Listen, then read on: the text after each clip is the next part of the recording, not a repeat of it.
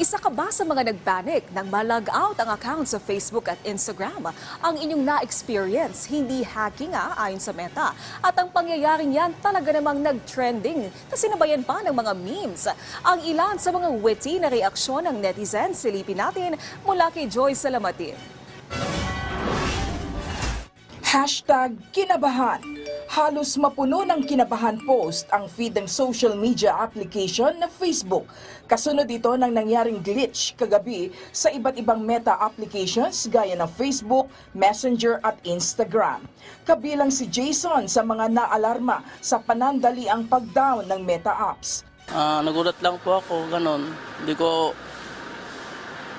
Hindi ko alam kung bakit nagkaganon. Nagpanik ang mga netizens matapos mag-shutdown ang mga social media applications ng Meta.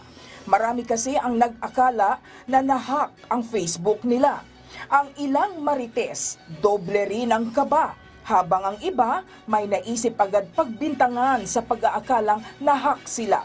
Kaya ang singer na si Daryl Ong, pabirong ipinagtanggol ang mga hacker na napagbintangan. Aniya, maski naman mga hacker, inakala rin na nahack sila. Mayroon pang nagpa-contest para sa sobrang kaba. Panay ang pag-pop ng message na ito sa tuwing sinusubukang mag-log-in ng Meta users. Kaya ang ilang netizens problemado dahil nakalimutan na ang password ng account nila. Kabilang na riyan ang mga awit na si Aiza Sigera na hindi na maalala ang password sa daming beses na nagpalit siya. Hindi rin naman mawawala ang mga namroblema sa jowa nila. May isa na hindi pa kanya nakapagsabi ng good night sa kasintahan, habang may isa na naudlot ang panunuyo sa girlfriend. Habang ang ilan may naisip na dahilan kung bakit saglit na na-down ang Facebook. Pero dahil likas sa mga Pilipino ang pagiging masayahin, marami sa mga netizen ang idinaan na lang sa memes ang nangyaring glitch. Ang ex-owner na si Elon Musk hindi rin nagpahuli sa pagpo-post ng meme.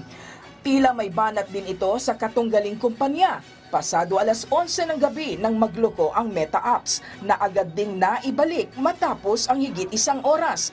Sa isang post, humingi ng paumanhin at nagpasalamat ang Meta sa paghihintay ng kanilang users. Tiniyak din nito na inayos ang problema sa pinakamabilis na paraan para sa mga naapektuhang users. Gayunpaman, wala pa ring ibinibigay na detalye ang kumpanya kung bakit nagkaroon ng aberya sa kanilang serbisyo. Joyce Salamatin para sa Pambansang TV sa Bagong Pilipinas.